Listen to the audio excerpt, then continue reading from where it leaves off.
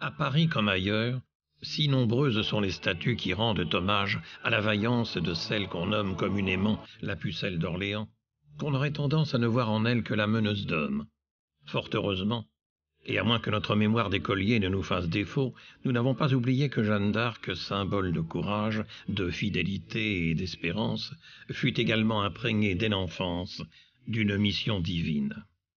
À tel point que l'Église a réhabilité sa mémoire en l'élevant au rang de sainte, de telle sorte qu'elle demeure la gloire de la France, dont elle fut déclarée patronne secondaire, et dont André Malraux disait qu'elle portait la France en elle de la même façon qu'elle portait sa foi.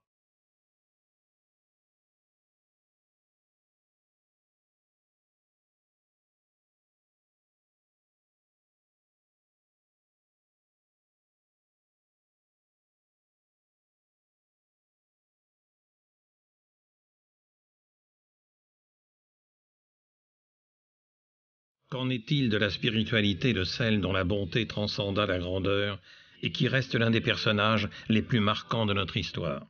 Celle qui sut dès son plus jeune âge qu'elle mourrait bonne chrétienne, car, aimait-elle dire, « Je suis une bonne chrétienne, bien baptisée ». En février 1429, Jeanne d'Arc dit qu'elle a été baptisée à l'église de Dormy. Ce baptême a été très certainement célébré sur ces fonts baptismaux. Nous sommes dans la maison où a grandi Jeanne d'Arc. Cette maison a pas mal évolué au cours du temps. Donc la pièce ici que vous pouvez voir, c'est la pièce principale de la maison. C'est là où Jeanne d'Arc, petite fille, va faire la cuisine, va filer la laine, le chanvre donc au fuseau. Donc elle va aider sa mère aux tâches ménagères. On a cette image de Jeanne bergère. Donc non, c'était une petite fille de laboureur. Donc évidemment, elle a aidé son père hein, donc aux travaux des champs, mais ce n'est pas une bergère. Cette image est ancienne, hein, vu qu'elle date de 1429, d'un écrivain de l'époque, Perceval de Boulainvilliers. Mais c'était une petite fille comme les autres qui aidait sa mère et son père. Dans le procès, elle dit combien elle priait en famille, combien elle était attentive à la messe, elle communiait. Elle était dans une ambiance chrétienne extrêmement forte, ça c'est clair. Et d'ailleurs, les cloches de son église ont une grande importance dans sa psychologie, dans sa vie. Très souvent, chez elle, on recevait les pauvres. Dans le poème de Péguy sur Jeanne d'Arc, La charité de Jeanne d'Arc, il nous raconte que dès le début, elle donnait tout aux pauvres qui passaient. Et à partir de là, Péguy développe l'idée que Jeanne s'est assimilée à la charité du Christ. Avant de regarder la basilique, j'invite toujours à regarder la vallée, parce que c'était le paysage de Jeanne d'Arc. Quand Jeanne d'Arc venait ici, c'est cette vallée qu'elle avait devant les yeux. Jeanne d'Arc connaissait cet espace, elle l'expliquera pendant son procès, qu'elle venait cueillir des fleurs près de l'arbre aux fées ou l'arbre aux dames avec les enfants du village et qu'elle portait ces bouquets de fleurs à l'église du village. Voilà pourquoi la basilique se trouve maintenant ici. La première pierre a été posée en 1881. On a surtout en tête de bâtir la tour et une chapelle pour prier pour les soldats. Et puis, très rapidement, on a eu la conviction que Jeanne d'Arc serait déclarée bienheureuse. Elle l'a été en 1909, puis sainte, elle l'a été en 1920. Donc, très rapidement, on a en tête qu'on achèvera l'édifice en faisant un transept et un chœur. Et à ce moment-là, on changera le nom. Ça deviendra Église Sainte-Jeanne d'Arc et c'est devenu Basilique Sainte-Jeanne d'Arc. La première communion de Jeanne d'Arc, le peintre l'a imaginée à l'église de Dormy telle qu'elle est aujourd'hui et telle qu'on faisait la première communion au début du XXe siècle. Mais au XVe siècle, l'église de Dormy avait une autre forme, elle était plus petite et la communion se faisait dans le cadre familial, pas au milieu d'une grande fête comme cela. Donc on peut penser que Jeanne d'Arc a fait la communion avec sa mère. Elle explique d'ailleurs pendant son procès que c'est sa mère qui lui a appris le Notre Père, le Je vous salue Marie, le Je crois en Dieu, et que personne d'autre que sa mère ne lui a appris sa croyance ou sa foi. Au XVe siècle, en général, on communiait peu. Mais Jeanne d'Arc, à la suite de Catherine de Sienne, qui la précède de quelques dizaines d'années, sont deux laïcs qui ont beaucoup communié, qui ont pratiqué la communion fréquente, parce que pour l'une comme pour l'autre, Jésus était tout dans leur vie. Et Jeanne d'Arc a communié relativement souvent. Pendant la longue marche de Chinon à Reims et puis Rouen, elle a demandé à communier chaque jour où il y avait des événements importants. Elle demandait même aux militaires qui l'accompagnaient de venir avec elle pour communier avec elle et de se confesser. Voilà un peu la force de Jeanne d'Arc, c'était son Seigneur. Elle avait aussi une dévotion pour la Vierge Marie. La chapelle de Bermond qu'elle fréquentait à Nez-le-Cygne, on peut voir dans la crypte en dessous la statue de Notre-Dame de Bermond devant laquelle Jeanne d'Arc a prié.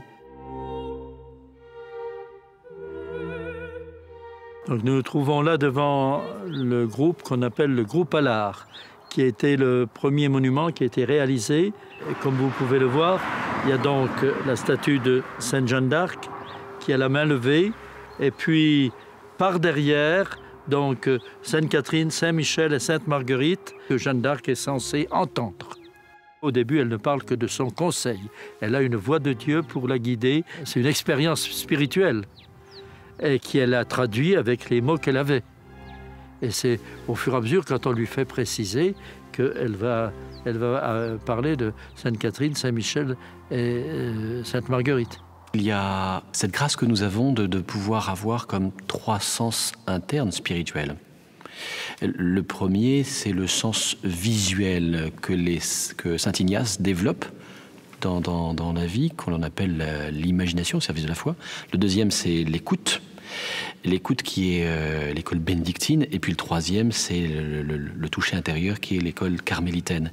Là, elle est dans cette école, si j'ose dire, de la voix, c'est-à-dire qu'elle entend quelqu'un qui lui parle. C'est dans le jardin de son père, donc en direction de l'église, en été, sur les coups de midi.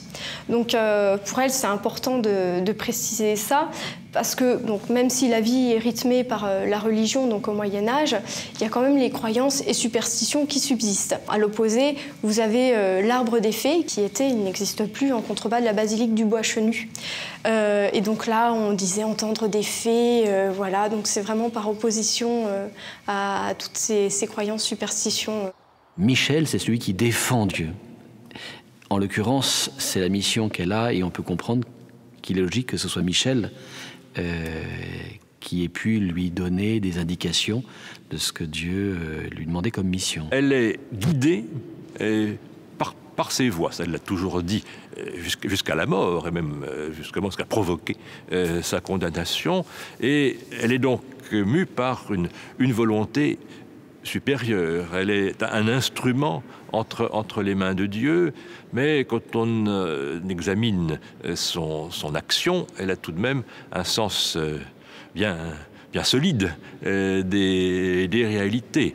Bon, mais après tout, le mystique n'est pas forcément quelqu'un d'éthéré. Jeanne, comme tous ceux que Dieu choisit comme ses messagers parmi les hommes, est une petite. C'est pas quelqu'un d'important. C'est absurde dans la logique humaine. Pourquoi à Fatima, la Sainte Vierge devait-elle s'adresser à ces petits? Parce que certainement, elle nous rappelle de cette manière-là qu'ils ont le cœur pur. Et que ceux-là même sont capables d'entendre des voix, des choses qui sont inaudibles pour ceux qui ne l'ont pas. Je pense que cette espérance-là, ça me semble la plus importante. Retrouver cette pureté du cœur.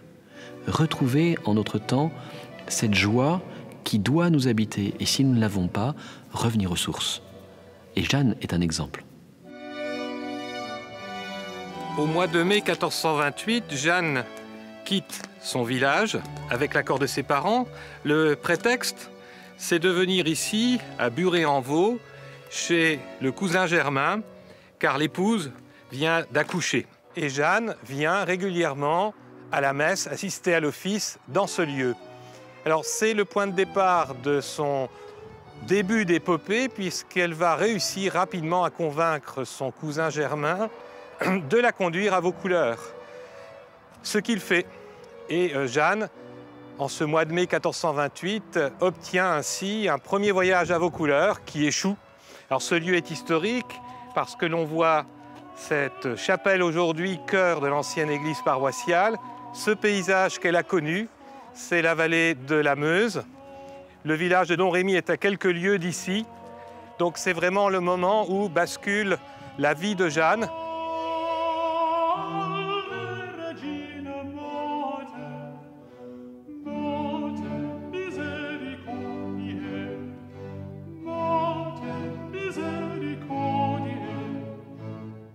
Janvier 1429, Jeanne d'Arc quitte Domrémy, mais cette fois sans prévenir ses parents.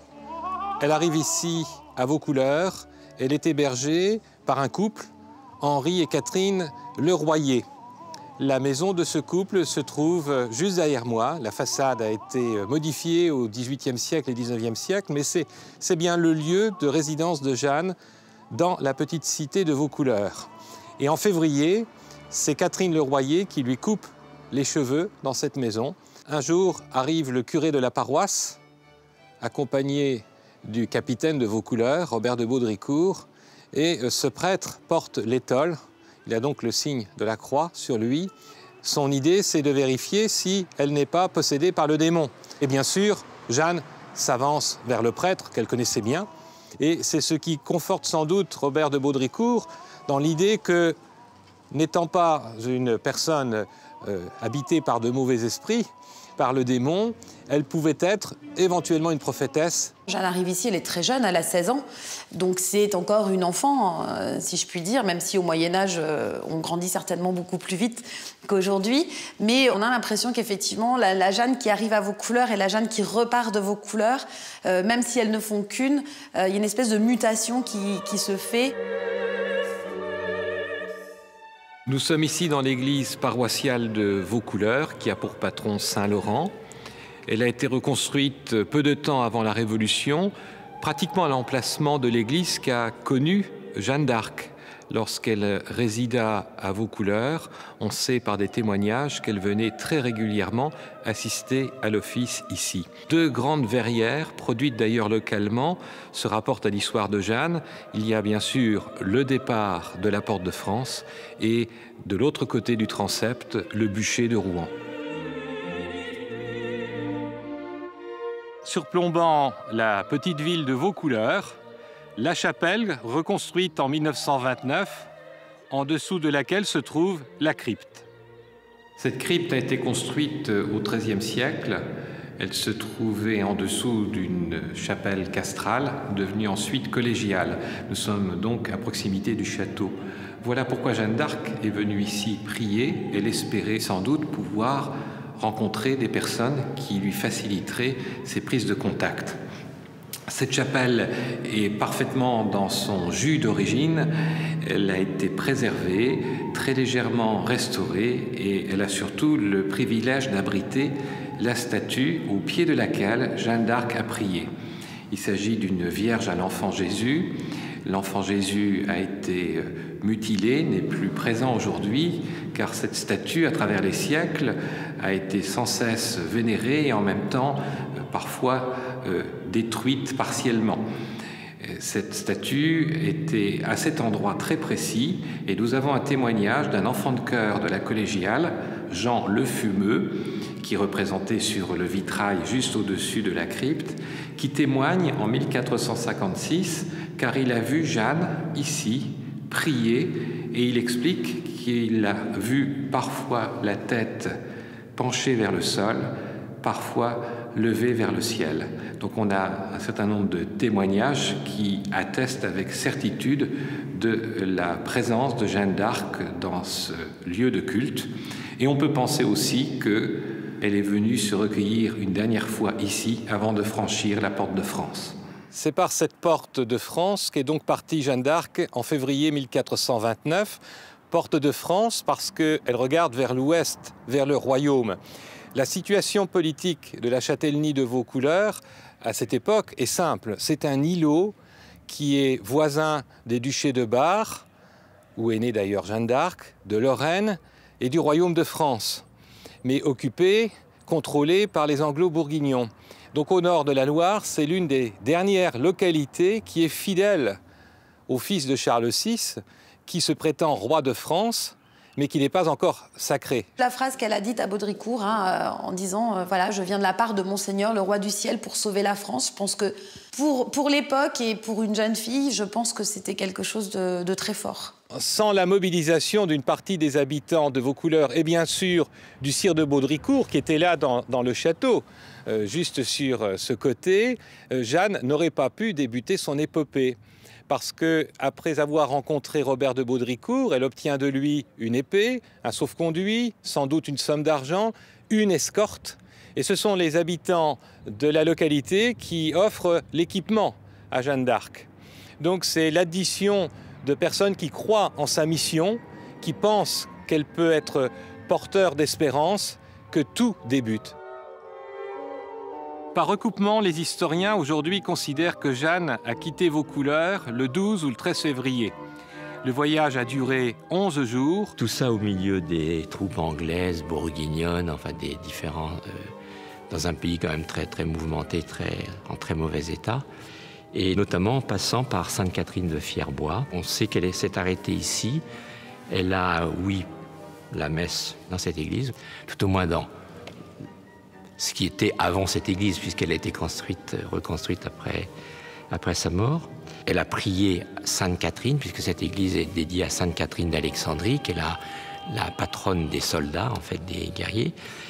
Et d'autre part, ultérieurement, ses voix lui ont dit de récupérer une épée. Cette épée devait être logée sous l'autel de l'église. Donc on a cherché l'épée, mais en fait, elle n'a pas été trouvée dans un premier temps. Elle a insisté en disant « Non, mes voix m'ont dit que c'était bien sous l'autel ». Et on dit qu'un vieil habitant de Sainte-Catherine a dit « Mais l'autel a été changé de place, autrefois il était à un autre endroit ». Donc on a cherché l'endroit qu'il indiquait et effectivement on a retrouvé une épée qui était rouillée, qui était enterrée ici. Alors il a été dit souvent que cette épée était celle de Charles Martel à cause de la bataille de Poitiers. En réalité il n'en est rien, d'abord parce que c'était trop ancien, elle n'aurait pas résisté car elle était enterrée telle quelle dans la terre apparemment. Et cette épée était marquée de 5 croix. Alors en fait ces croix sont la croix de Jérusalem, c'est-à-dire une grande croix. Et dans chaque angle de la croix, il y a une petite croix. Et on pense maintenant que c'était une épée déposée par un chevalier qui a été en croisade. Au terme d'une chevauchée assez longue et dangereuse pour l'époque, Jeanne d'Arc est arrivée à Chinon, où elle savait que se trouvait le dauphin Charles, le futur roi Charles VII. Et elle souhaitait le convaincre, selon ce que ses voix lui avaient dit, de se faire sacrer à Reims. Jeanne d'Arc est arrivée à Chinon vers le 23 février et on dit que le roi l'a fait patienter un jour ou deux avant de la recevoir. Il l'aurait d'abord reçue en petit comité le 25 février. On ne sait pas exactement où a eu lieu cette entrevue dans la forteresse de Chinon. Elle a pu avoir lieu dans les appartements du roi qui se trouvaient dans les logis royaux.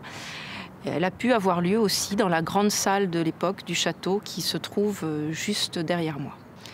Après cette première entrevue, on dit que le roi n'a pas été complètement convaincu par Jeanne d'Arc et il a souhaité l'envoyer faire un séjour à Poitiers où il l'a fait examiner, notamment par ses conseillers en théologie. Charles VII s'est renseigné auprès d'évêques qui, ayant réfléchi, ont dit on peut faire confiance à Jeanne parce que les éléments de vie chrétienne, les éléments d'équilibre humain, les éléments de sainteté sont réels chez elle. Après avoir eu le feu vert de ses conseillers, le roi a en fait fait une présentation publique de Jeanne d'Arc au cours d'une seconde entrevue qu'on appelle l'entrevue du cygne.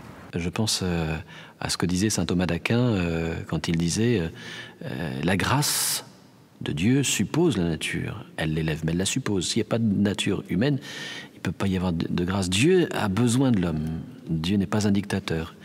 Et il a besoin que l'homme soit dans son état d'homme, qu'il soit véritablement un homme pour pouvoir faire toute son œuvre et que l'homme puisse choisir d'être aimé, sauvé. Eh bien, c'est ce qu'elle vient faire. Elle vient lui dire, d'une certaine manière, le rassurer dans sa réalité d'homme. Peut-être que c'est ça qui fait qu'il écoute Jeanne. Il a été convaincu. Il était convaincu que Jeanne était effectivement envoyée par Dieu et il a confié... Alors, le commandement militaire n'est pas donné à Jeanne, mais elle accompagne l'armée. On a un document où il est dit expressément que le comte d'Alençon, qui dirige l'armée, doit demander son avis à Jeanne. Je crois que le roi était profondément convaincu que Dieu était avec lui contre les Anglais. Il faut la voir comme un chef de guerre, dans le sens où son charisme, elle l'utilisait pour galvaniser les troupes, pour motiver les troupes tout simplement. C'était une sorte de porte-drapeau pendant les batailles, un emblème qui servait à motiver les troupes, mais pas seulement, puisque rappelez-vous, elle a quand même été blessée à Orléans notamment, ce qui semble quand même indiquer qu'elle participait malgré tout elle-même au combat également. On considère traditionnellement que l'héroïne traverse la Loire ici, à Chessy. Venant de Blois, puisqu'elle accompagnait un convoi de munitions et de vivres à destination de la ville d'Orléans. Et toute son armée ne peut traverser la Loire. Seul un petit corps d'armée va l'accompagner et elle rentrera le 29 à l'intérieur de la ville assiégée après avoir fait dériver le convoi de munitions et de vivres aux assiégés. Dans le transept nord de l'église de Chessy, nous voyons une série de 3 vitraux. Dans la partie basse, le vitrail de droite nous montre Jeanne d'Arc mettant le pied sur le sol cassien. L'église, au fond les 2 églises, puisqu'il y avait à cette époque-là 2 églises, l'église Saint-Pierre dans laquelle nous sommes et puis l'église Saint-Germain. Le vitrail de gauche reprend le départ de Jeanne d'Arc pour la ville d'Orléans et l'on voit la ville et ses remparts au fond. On a fait la fête pour Jeanne d'Arc quand elle est entrée à Orléans, où elle arrivait avec une barge de victuailles sur la Loire. Et c'est vrai qu'on est venu au-devant d'elle et un certain nombre de personnes pensent que le peintre a voulu représenter cette entrée parce que ce soir du 29 avril, une torche a mis le feu à son étendard, à son fanion, et il a brûlé. Et là, sur la peinture, il y a effectivement une torche. En très peu de temps, elle s'est transformée en héroïne. Jeanne semble être une jeune fille extrêmement charismatique, c'est-à-dire que sur le champ de bataille, elle s'est montrée à la hauteur des enjeux. Elle est venue pour lever le siège d'Orléans, elle a mis la main à la pâte, elle a mis le pied à l'échelle, elle a été sur le front, elle s'est fait blesser, donc c'est pas simplement une jeune femme qui parle, c'est une jeune femme qui agit aussi. Elle impressionne visiblement son entourage. On a le cas d'un homme d'armes qui passe dans la rue près d'elle en jurant et il faut imaginer des espèces de baraques qui sont habituées à se battre depuis l'âge de 14 ans, qui doivent être aussi larges que hauts et qui sont tout en muscles. Et elle le poursuit, lui tape dessus à coups de bâton, l'oblige à s'agenouiller dans la boue de la rue dans laquelle les habitants évidemment vidaient leur pot de chambre le matin et faire une petite prière pour demander pardon. Donc elle est tout à fait en mesure de s'imposer à ces gens. Et elle les ramène au combat, elle les galvanise et donc elle leur envoie à la victoire. Elle leur fait prendre d'abord la Bastille-Saint-Loup, qui est un petit ouvrage à peine défendu. Bon, ça leur remonte un peu le moral. Ensuite, elle les emmène à prendre les tourelles, qui est quand même quelque chose de beaucoup plus gros. Et là, ils le reprennent aussi, mais ils peuvent le faire, mais simplement, ils n'osent pas. Le 7 mai est le grand jour où les tourelles sont tombées et où Jeanne d'Arc a été acclamée par la foule. Et puis la grande fête, c'était le 8 mai, quand toute la ville a été libérée. Énorme victoire, et donc à ce moment-là, ils sont prêts à décrocher la lune. Elle n'a jamais mis la main sur son épée. Elle n'avait au combat que son étendard. Avant de partir au combat, elle priait longuement elle pleurait tous ces morts. Le premier combat, elle a été d'une tristesse en voyant tous ces morts. Et elle ne partait pas au combat sans demander à tous ces hommes de son armée de se confesser, c'est-à-dire de se préparer à la mort s'il était nécessaire. Je crois que l'Église voit une personne qui a cherché le bien, mais qui a toujours été confrontée à la réalité de l'humanité. Saint Jean-Marie Vianney, qui était curé d'Ars, disait « Là où il y a de l'homme, il y a de l'hommerie ». Elle a demandé de poser les armes. Elle l'a demandé à plusieurs reprises. Les ennemis de l'époque ne voulaient pas, elle les a poussés dehors. L'Église voit la justesse de ce qu'elle a pu poser comme acte de ce point de vue-là.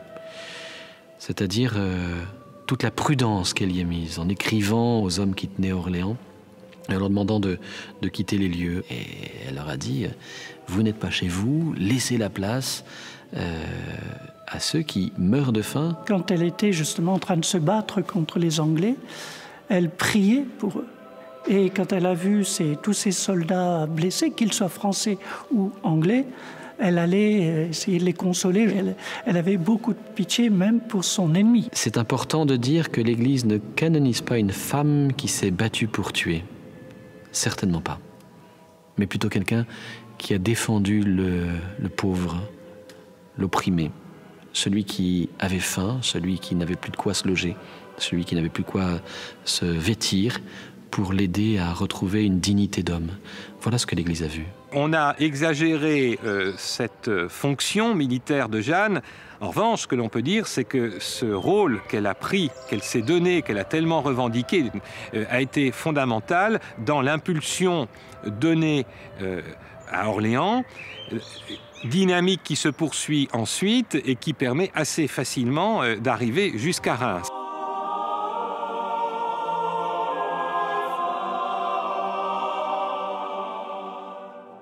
Parfois auréolés de la lumière rougeoyante d'un crépuscule incendiaire, les châteaux ont ceci de commun avec les hommes. La nuit venue, ils s'endorment, comme épuisés par le poids des siècles, pour mieux renaître le lendemain.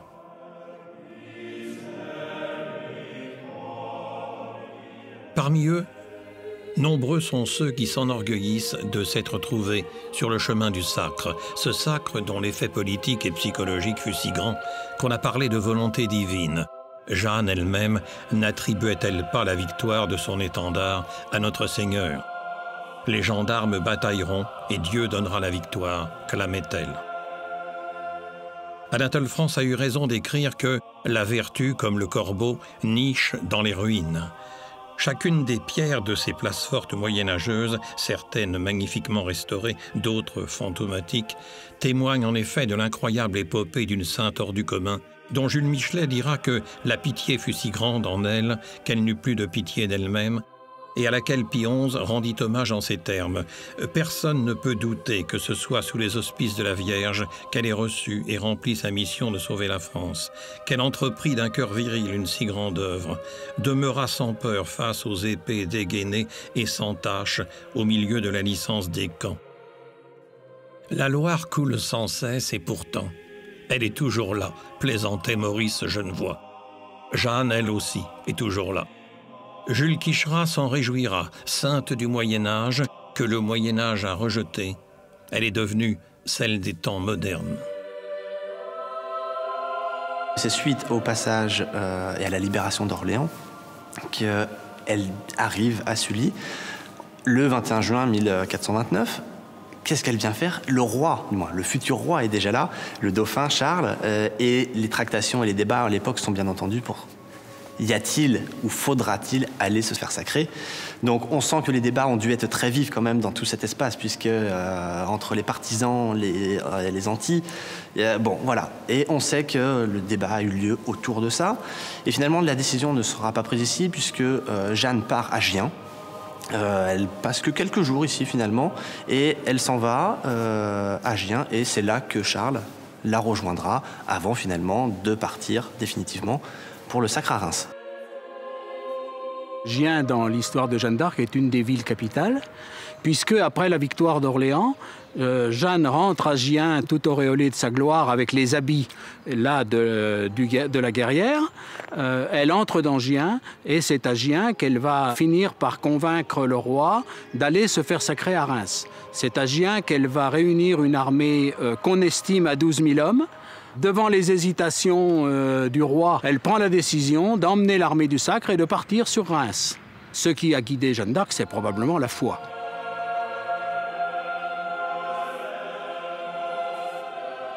Voilà Jargeau, ville ligérienne, classée au patrimoine mondial de l'UNESCO comme une grande partie du Val-de-Loire. Et nous sommes ici sur le point stratégique, le passage du fleuve. Vous voyez le pont le plus récent qui a été construit en 1987. On voit ici la culée de l'ancien pont et l'autre partie au nord. Et dans le milieu du fleuve, on voit des piles qui sont les restes du pont médiéval. Donc certainement le pont où était le point stratégique que Jeanne d'Arc a voulu franchir et défendre.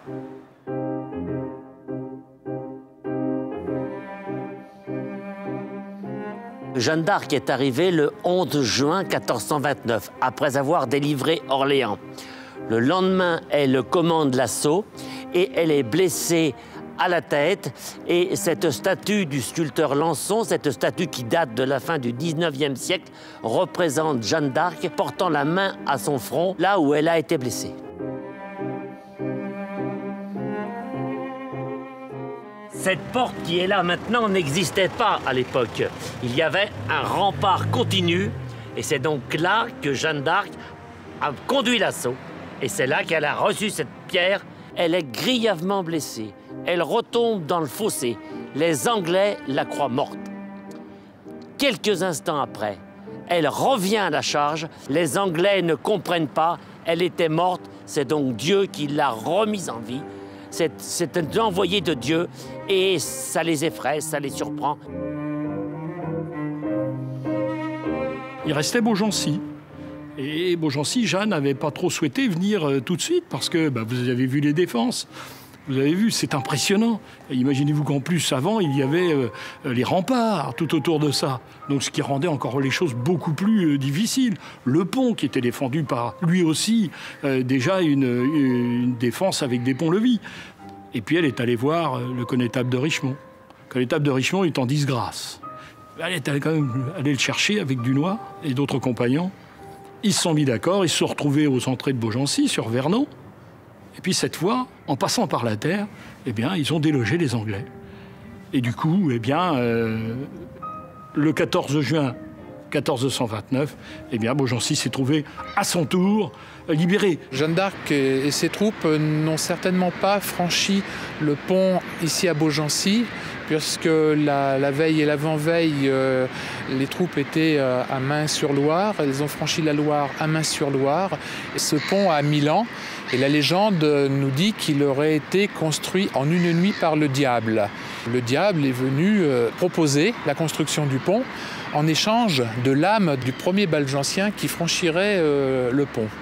Et les Balgensiens ont rusé. Au petit matin, ils ont attrapé un gros matou, un gros chat, qu'ils ont jeté sur le pont. Le chat, effrayé, a franchi le pont. Le diable a dû se contenter de l'âme d'un chat. Voilà. C'est pour ça que le chat est associé à la ville de Beaugency. Jeanne, à chaque fois qu'elle s'arrêtait dans un pays et qu'elle y gagnait ou qu'elle y passait, elle allait prier. Et le roi, d'ailleurs, était très impressionné par ça.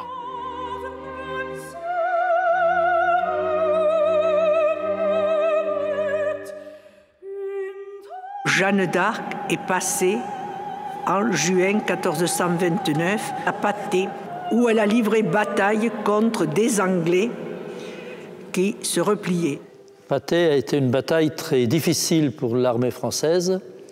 C'est la seule bataille, probablement, où l'armée anglaise et l'armée française se sont affrontées en ordre de bataille, comme on le faisait au XVe siècle, avec les premiers rangs, les deuxièmes rangs, les troisièmes rangs. Et les capitaines qui étaient autour de Jeanne d'Arc et devant elle voulaient arrêter la bataille assez vite parce que En nombre, ils étaient très inférieurs à l'armée anglaise. Et Jeanne d'Arc a mobilisé les soldats, elle a voulu qu'on continue, et en définitive, au soir de Patay, elle a eu raison.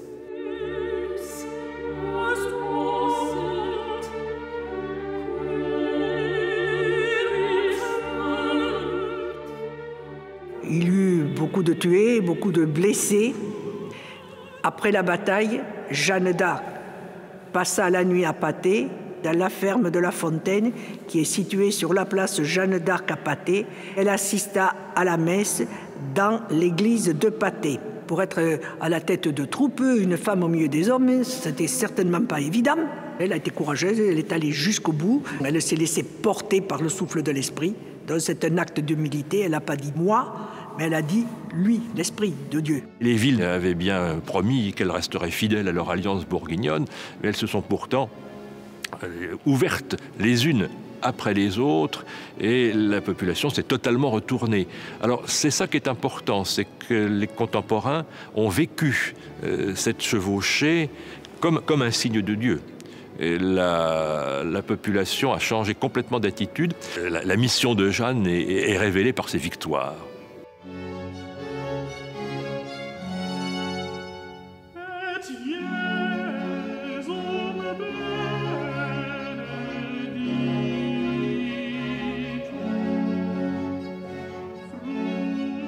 Elle est partie le 29 juin de Saint-Benoît-sur-Loire.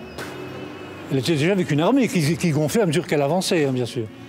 Et elle est arrivée devant Saint-Fargeau où pratiquement elle est entrée sans problème. On a baissé le pont-levis et elle est rentrée au château. Elle a vraisemblablement passé la nuit au château. Nous voilà près du Beffroi. Donc Jeanne d'Arc est entrée dans Saint-Fargeau par cette porte-là, qui était autrefois incluse dans les remparts de Saint-Fargeau, bien sûr.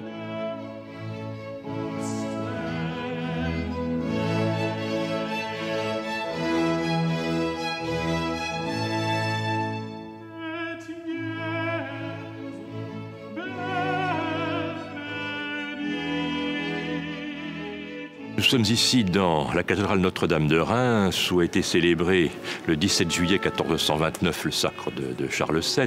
Alors, le cadre dans lequel nous nous trouvons a relativement peu changé depuis le XVe siècle.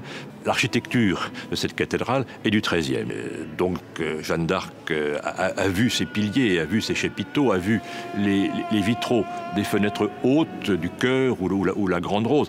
Quand nous sommes ici, nous pouvons ressentir le souvenir très, très fort de Jeanne d'Arc et de Charles VII pour ce sacre du 17 juillet, qui a été un sacre relativement improvisé, si je puis me dire, parce que l'armée royale est arrivée la veille au soir, le samedi après-midi à Reims. On n'a pas eu le temps de faire de grands préparatifs. Et il manquait en particulier les insignes royaux qui étaient conservés à Saint-Denis, l'épée dite de Charlemagne ou la couronne, étaient à la garde des ennemis du roi. Mais ce ne sont pas ces éléments, ces insignes du pouvoir qui sont légitimement en France. Ce qui compte, ça n'est pas la couronne, on trouve toujours une couronne. Ce qui compte, c'est l'onction. Et pas n'importe quelle onction, l'onction qui est donnée à Reims par l'archevêque de Reims, successeur de Saint-Remy, avec la Sainte Ampoule que l'on conserve ici. La cathédrale de Reims est le lieu de mémoire du baptême de Clovis. Et c'est ça qui est à l'origine, bien évidemment, du choix de cette ville pour être la ville du sacre, revenant à Reims, le roi, de génération en génération, renoue la chaîne des temps, revient là où le royaume est devenu chrétien en la personne de Clovis. Dans cette mission de Jeanne d'Arc, où elle place le sacre très tôt comme un objectif essentiel, et on peut dire qu'ici c'est l'apogée de cette mission, il fallait faire reconnaître par cette onction la légitimité du roi, et d'une certaine mesure aussi le protéger de ses ennemis, car on ne porte pas la main sur celui qui a reçu l'onction. Et le sacre a changé la donne, car il montrait bien, à une époque où tout le monde croyait bien sûr en un Dieu qui régit l'univers, que la volonté divine avait désigné celui qui devait être le vrai roi, ce qu'elle dit d'ailleurs explicitement à la fin du sacre. Or est exécuté le plaisir de Dieu qui voulait que vous amenasse en cette cité de Reims pour recevoir votre saint sacre. La question que l'on peut se poser, c'est où était Jeanne pendant le sacre de Charles VII? J'avoue qu'il est bien difficile d'y répondre, parce que nous n'avons que très peu de textes. Et il faut voir ce qui est vraisemblable. L'accès du cœur sacré d'une église était en principe prohibé aux femmes. Mais ce n'est pas une femme comme les autres. Et quand l'on dit lors du procès que son étendard a été plus porté à Reims que les autres, qu'elle répond, il avait été bien à la peine, il était normal qu'il fût à l'honneur, bon, cela peut bien indiquer qu'elle était avec les autres capitaines, bon, sans doute entre les stalles, dans le chœur où se pressait une partie de la suite royale. Ne l'imaginons tout de même pas dans le Saint des Saints, qui est le sanctuaire au pied de l'autel. Les tableaux qui la montrent en armure négligemment appuyés sur l'autel sont complètement farfelus. Elle était sans doute quand même avec un certain recul. Un texte nous la montre pleurant à chaudes larmes à la fin de cette cérémonie, marquée par l'émotion de voir reconnaître ainsi le dauphin. Mais quand elle est à Reims, elle revoit aussi son père, qu'elle n'avait sans doute pas, elle n'avait pas revu depuis qu'elle avait quitté Domrémy. C'est important aussi de remettre en perspective ces aspects humain. Elle a besoin aussi de retrouver l'amour familial. Sans doute a-t-elle eu des contacts assez chaleureux avec les Rémois, parce que nous avons conservé plusieurs lettres qu'elle a écrites, plus exactement dictée, puisqu'elle ne savait pas lire et écrire, dit-elle, aux Rémois pour les réconforter, pour les rassurer. Et elle montre une sollicitude. Donc c'est ça qui est intéressant. Bon, elle écoute les voix de Dieu, mais elle écoute aussi les voix du peuple. Elle a le souci de rassurer, de réconforter. C'est une femme qui a les pieds sur terre et qui a surtout un amour profond pour ses frères et ses sœurs dans la foi.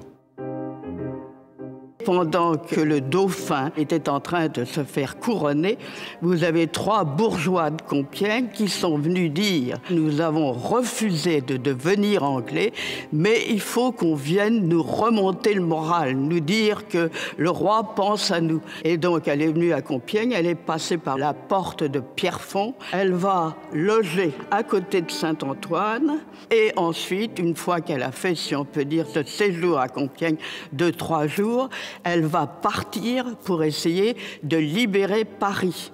Et à la porte de Paris, elle reçoit une flèche sur la fesse. Et raconte la chronique, courageusement, elle va tirer la flèche de sa fesse. Vous voyez à peu près ce que ça devait être au point de vue souffrance. Tout le groupement autour du roi va dire c'est pas la peine, on n'y arrivera jamais, il faut beaucoup mieux retourner sur les châteaux de la Loire. Elle va aller d'abord dans le nord de la France pour essayer de libérer toute cette région-là. Le 24 mai, elle va venir à Compiègne. Et là, elle n'est plus officière royale. Et à ce moment-là, est faite prisonnière par le duc de Bourgogne, qui l'emmène à Margny, dans les caves qui vont lui servir de prison. Et puis ensuite, étant donné qu'on trouvait à Margny que ce n'était pas, c'était redevenu français, ça recommençait à devenir français, on l'a emmené à Beauvoir pour avoir une prison plus sûre à protéger. Sa tentative d'évasion a eu lieu en juillet 1430. Donc elle a fait un saut du donjon du château, quoi, où elle était enfermée. Elle a plutôt été choquée, et elle a été à un moment sans même manger. Et puis, il n'y a rien eu plus grave que ça. Par contre, elle a bien entendu été plus surveillée par la suite, quoi. Le château se trouvait sur cette butte, avec le donjon où tombait Jeanne d'Arc. Et ici, il ne reste que les fossés qui faisaient tout le tour du château. D'ici, elle est partie sur Arras et ensuite Rouen.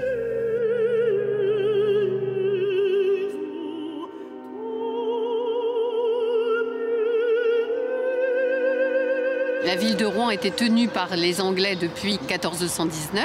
Ils sont à cette époque réputés pour leur crédulité et ils sont convaincus que Jeanne est une sorcière et qu'ils sont sous le coup d'un enchantement, d'une malédiction. C'est un procès exceptionnel qui déroge en quelque sorte, si on regarde des procès précédents, parce qu'il y a un arrière-plan politique qui est important et qui prime.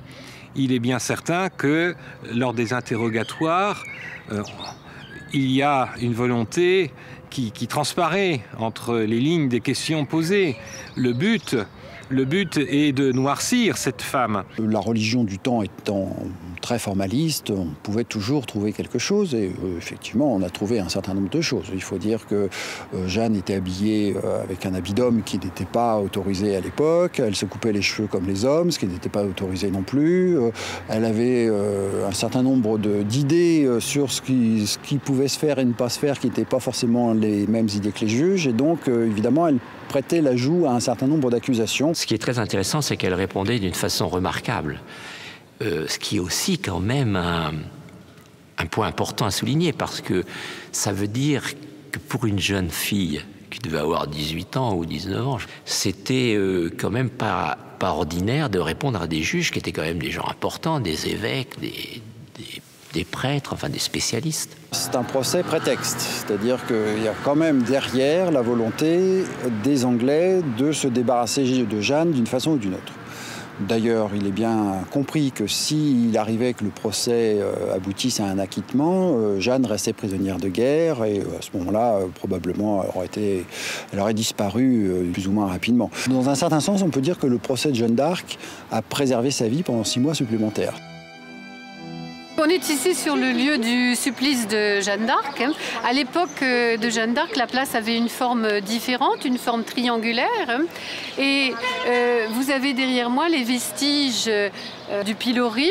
Un peu plus au-dessus, nous avons le mur par feu. Et en contrebas, nous apercevons les vestiges de l'église Saint-Sauveur. On dit que le bûcher qui avait été placé extrêmement haut, de manière à ce que justement le supplice soit visible de tous. Peut-être aussi pour qu'on ne puisse pas la délivrer à la dernière minute. Elle avait demandé avant que lui soit présentée sur le bûcher la croix pour qu'elle puisse regarder son Jésus. Mais le frère ne peut pas lui présenter la croix. Apparemment, on a allumé le bûcher un peu plus vite que prévu. Et un soldat anglais lui fait une petite croix avec 2 morceaux de bois qu'elle met sur sa poitrine. Et ensuite, le frère arrive avec la croix. Il lui présente la croix et par 6 fois de suite, en mourant, elle va dire « Jésus, Jésus, Jésus ». Jésus, c'est son grand amour. Elle ne crie pas « Vive le roi » ni « Vive la France », mais c'est Jésus. C'est sa force, c'est sa lumière, c'est son amour. Elle a 19 ans. Charles VII en a gardé le souvenir, visiblement. On a pu l'accuser de tout un tas de crimes, et notamment de manquer de reconnaissance, mais en fait, c'est pas vrai. D'abord, c'est lui qui a payé pour la réhabilitation de Jeanne. On voit que son entourage assure un certain nombre de copies d'actes et donc commence à maintenir son histoire, maintenir le souvenir de Jeanne. Ce souvenir va faire qu'on va petit à petit créer une sorte de base documentaire qui va permettre d'écrire une histoire. Et il semblerait même que vers 1640, le cardinal de Richelieu ait peut-être tenté une procédure de canonisation autour de Jeanne d'Arc, puisqu'on a une floraison de livres qui parlent de la sainte fille, de la sainte ardeur, de cette héroïne et ainsi de suite, notamment dans le livre de Chapelain. Une procédure qui n'a pas été menée à son terme, mais qui semble avoir été commencée. Jeanne d'Arc est une jeune femme qui incarne au début du XVe siècle l'amour de ce qu'on peut déjà appeler une patrie. Je crois que c'est quand même aussi une des leçons de cette histoire, un amour charnel de ce que Colette Beaune appelle la nation France. Effectivement, c'est le moment où, révélé par un long affrontement avec les Anglais, se constitue un sentiment fort d'appartenance à une nation où l'on a vécu ensemble. Mais ce sentiment d'appartenance passe par la fidélité à un roi qui incarne cette unité. C'est tout de même là le cœur de la mission, le rassembler autour d'un roi légitime le peuple du royaume, parce que Dieu le veut. Concernant la canonisation de Jeanne d'Arc, on voit que ce qui a importé à l'Église, bon, il y a le moment, mais il y a aussi surtout le fait que Jeanne d'Arc a vécu vraiment, aux yeux de l'Église, en imitation du Christ. Peut-être connaissez-vous le film de Dreyer, La Passion de Jeanne d'Arc. Il y a une belle image de Jeanne d'Arc qui, justement, l'a fait ressembler au Christ avec la couronne d'épines. Il me semble que, quand on regarde ce qu'a été Jeanne d'Arc, du point de vue spirituel, j'entends, c'est quelqu'un qui a qui a vécu au plan humain comme au plan chrétien une sorte d'aventure qui l'identifiait totalement au Christ. Donc là, il y a une sorte de beauté de Jeanne d'Arc dans son humanité et dans sa foi chrétienne. Et je pense que c'est à cela que l'Église a surtout été sensible. Bon, pris dans le moment de la guerre 14-18 et puis dans ce qu'elle pouvait représenter au plan politique. Jeanne, elle était dans la béatitude. Pour elle, ça n'a rien changé. Ce qui peut changer, c'est pour les hommes de notre temps, de ce temps, et qui peuvent prendre exemple sur quelqu'un comme elle pour ne pas perdre espérance. Je crois que c'est vraiment ça. C'est une des choses que je retiens beaucoup de Jeanne. C'est dans un monde dans un temps où il y a une perte d'espérance qui se manifeste par une perte de la joie profonde, liée toujours à la peur. Et l'Église